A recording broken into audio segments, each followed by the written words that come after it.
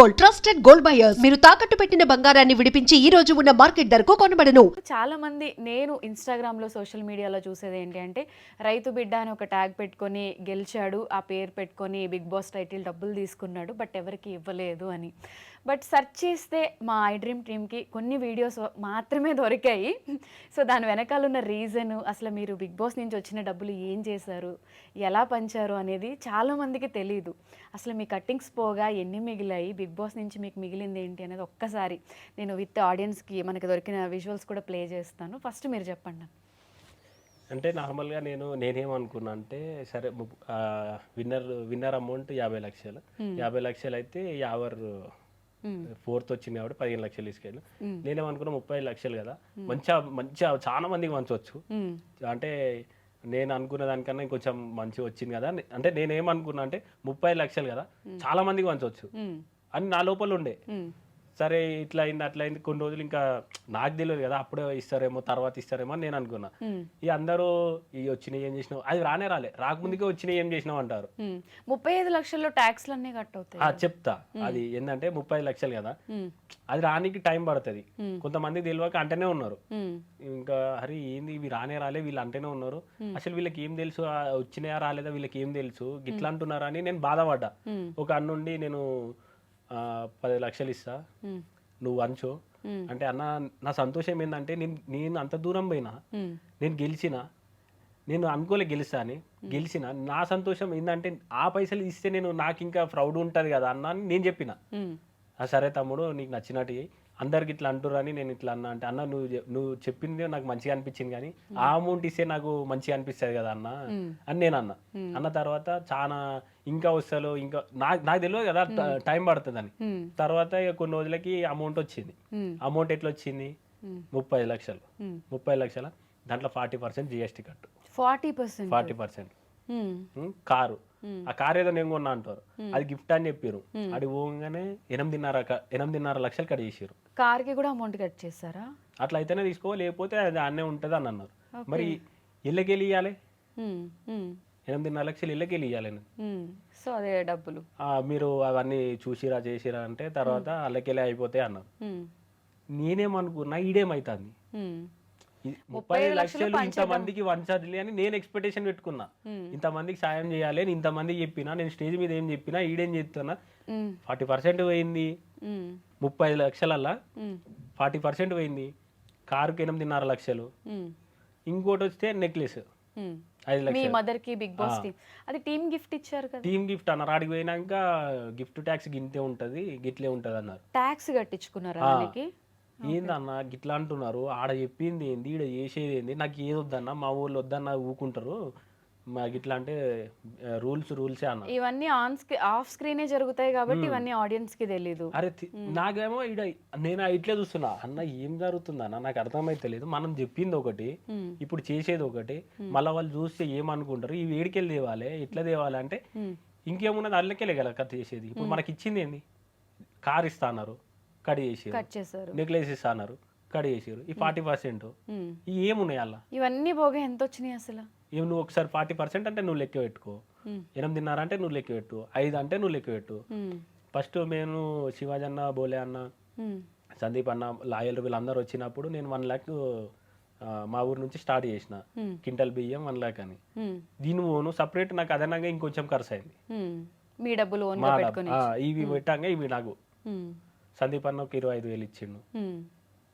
ఒకసారి చూద్దామన్నా మీరు ఎవరెవరికి హెల్ప్ చేశారు అంటే, ఇప్పుడు మీరు చెప్తున్నారు 40% కట్టింగ్స్ అంటే మీకు చాలా తక్కువ అమౌంట్. నాకు నిజంగా చెప్తానా మస్తు బాగా అనిపించింది.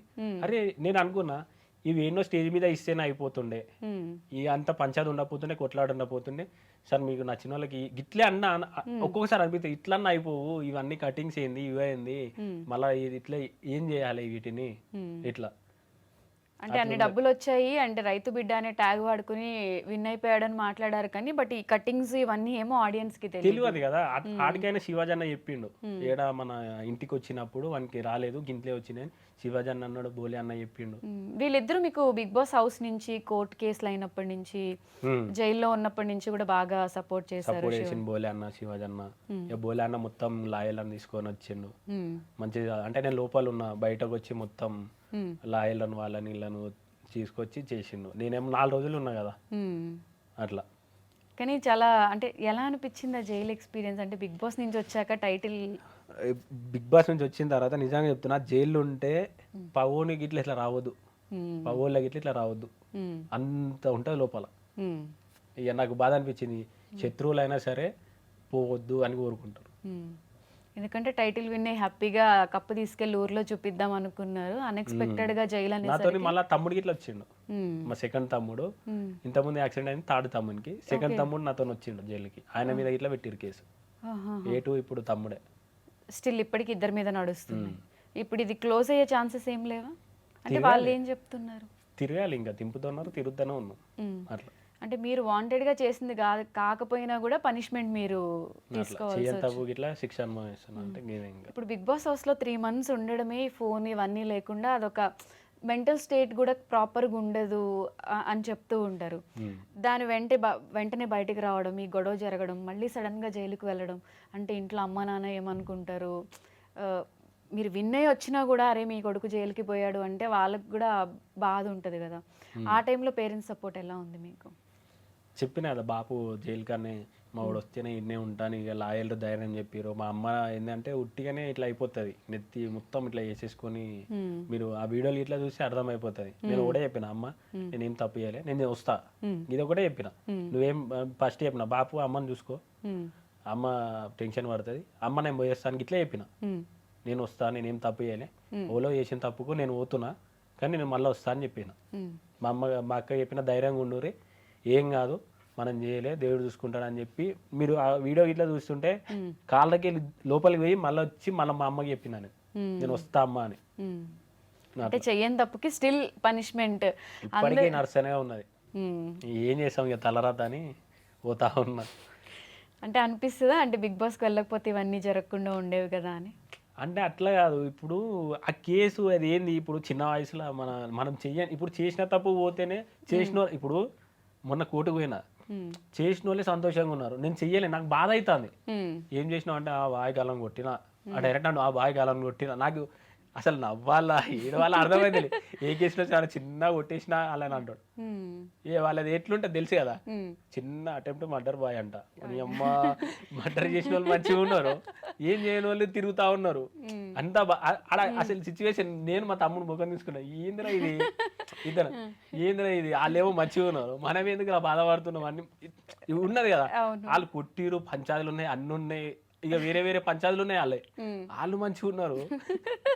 ఇక అలా పోయినాక ఆ నా ముఖం చూసుడు, నేను వాని ముఖం చూసుడు, ఇద్దరం. ఇక కోర్టు అంటే ఎట్లుంటది, ఇట్లా పెట్టుకొని ఇక లోపల నవ్వుతున్నాము, అడిగిపోతేనేమో అలా చూస్తేనే ఇట్లా అనిపిస్తుంది, గమ్మతున్నది ఇక. సో ఈ కష్టం బేసిక్ గా పగోడికి కూడా రావద్దు. అదే కదా, అందుకే అన్న ఎవ్వరికి రావద్దని. చెయ్యని తప్పుకి అంటే అటు ఏడవలేని సిచ్యువేషన్, నవ్వలేని సిచ్యువేషన్. నిజంగా మీతో మాట్లాడుతుంటే తెలుస్తుంది, నిజంగా ఆయన డబ్బులు ఏం చేశారని సోషల్ మీడియాలో అందరూ మొత్తుకున్నారు. ఒకసారి ఏం చేశారో ఆయన ఏం చెప్పరు, జస్ట్ మా టీం కలెక్ట్ చేసిన వీడియోస్ కొన్ని చూపిస్తా చూడండి. సోయల్ కూడా మీ పొలంలోకి వచ్చి ఇది పంట, ప్రియాంక కూడా వచ్చినట్టుంది నాకు తెలుసు ఆ టైంలో కదా.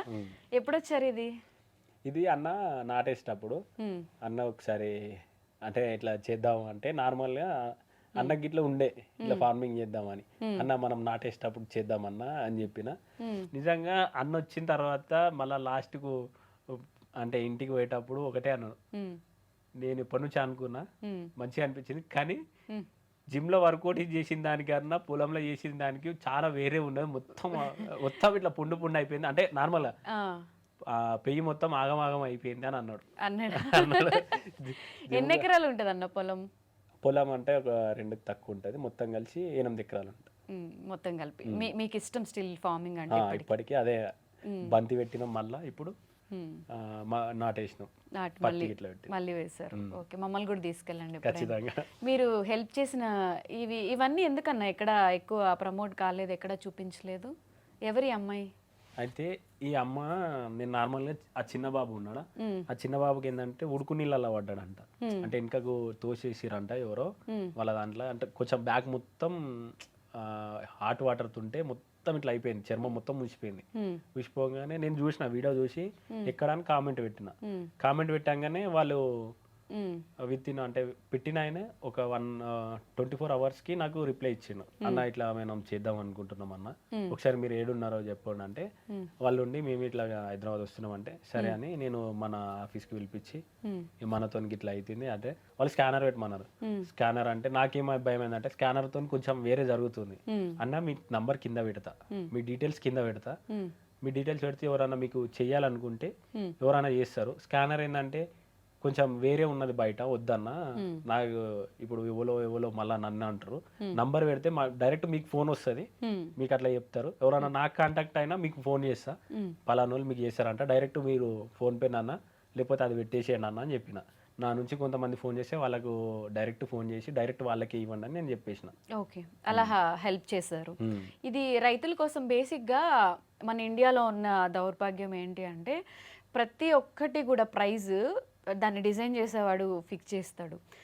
మీరు పోరాడేది చాలా జెన్యూన్ అనిపించింది, ఎందుకంటే రైతులు పండించే కష్టానికి వాళ్ళు ఎప్పుడూ ప్రైజ్ వాళ్ళు డిసైడ్ చేయలేరు. ఎంతోమంది రైతులు ఏడవడం, సూసైడ్లు చేసుకోవడం, బాధపడడం కూడా నేను చూశాను. ఈ ఫైట్లో మీ నాన్నగారు కూడా ఉన్నట్టున్నారు ఈ పోరాటంలో. ఇది ఎప్పుడు చేస్తారు? ఇది వడ్లు అన్నీ తీసుకొచ్చినాం, ఒక దగ్గర పోసినాం. అంటే ఇప్పుడు వరి అయిపోయేది వానలు పడతాయి, ఎందుకంటే వడ్లన్నీ తీసుకొచ్చి ఇంటి ముంగట పోసినాం, ఇంటి పక్క పొండు పోసినాం, పొలంలో పోసినాం. ఈ 3 దగ్గర వాన పడి మొత్తం నానుతున్నాయి. ఆ ఐకేపీ సెంటర్లో ఎవరు కొంటలేరు. కొనకపోతే ఇప్పుడు రైతు పరిస్థితి ఏంది? అట్లా ఊళ్ళో మా యొక్కలే కావు, అందరి నానుతున్నాయి, ఖరాబ్ అవుతున్నాయి. మా ఊర్లో స్టార్ట్ అయింది వడ్లు కొను అని. అది పార్టీ కోసం చేయలేదు, ఇది దేనికోసం చేయలేదు, రైతు కోసం కూర్చొని మా వడ్లు కొనుర్రి, ఇది కొనకపోతే ఇంకా ఏం లేదు, ఇంతగానం కష్టపడి పండించిన పంట నేలపాలు అయిపోతుంది అని ఆ బాధతో కూర్చున్నది అక్కడ. ఇక కొంతమంది ఏమంటారు, పాలిటిక్స్ లోకి వెళ్దాం అనుకుంటున్నారా, లేకపోతే ఇవన్నీ ఎందుకు చేస్తున్నారు, దీనికోసం చేసిండు దానికోసం చేసిండు అని ఈ కడుపు తిప్పలు ఎవరు చూడరు. ఒక రైతు ముంగట్టుకు వచ్చి పోరాడితే ఆయన ఒక అడుగు వేస్తే 10 అడుగులు వెనక గుంజుతారు. వచ్చి పొలం కాడికి వచ్చి ఒక పని చేస్తే అది ఏంటిది, ఎట్లున్నది, వాతావరణం ఏందని వాళ్ళకి తెలుస్తుంది. అప్పుడు ఇక నోళ్ళన్నీ బంద్ అవుతాయి, ఆడికి వచ్చి చెయ్యరు అనేది అంటారు. అంటే ఇప్పుడు అవన్నీ అలా తడుస్తూ ఉంటే మళ్ళీ మీకు ఆ పని వేస్ట్, మళ్ళీ ఆ బాధతోని ఎవ్వరు ఉండలేరు అన్న బాధతోని ఏడ్చిపోయి ఆడ బాబు కూర్చున్నాడు.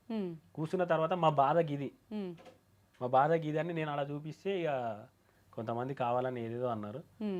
ఆ వీడియోని చూసి మా ఒడ్లు కొనకపోతే మేము ప్రైవేట్కి అమ్ముకున్నాం. ప్రైవేట్గా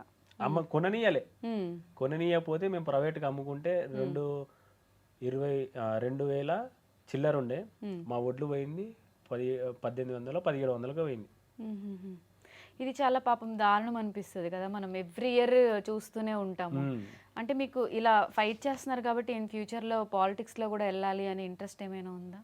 దేవుడు రైతుల కోసం కొట్లాడమని దేవుడు పంపిస్తే ఖచ్చితంగా అడుగు రైతుల కోసం వేస్తా. ఇక అనుకునేటోళ్ళు అనుకుంటూనే ఉంటారు. ఈ వీడియో వచ్చేసి నేను మాల మీద ఉంటే ఎవరిదైనా పంటనే. ఆ వీడియో చూడంగానే నాకు బాధ అనిపించింది.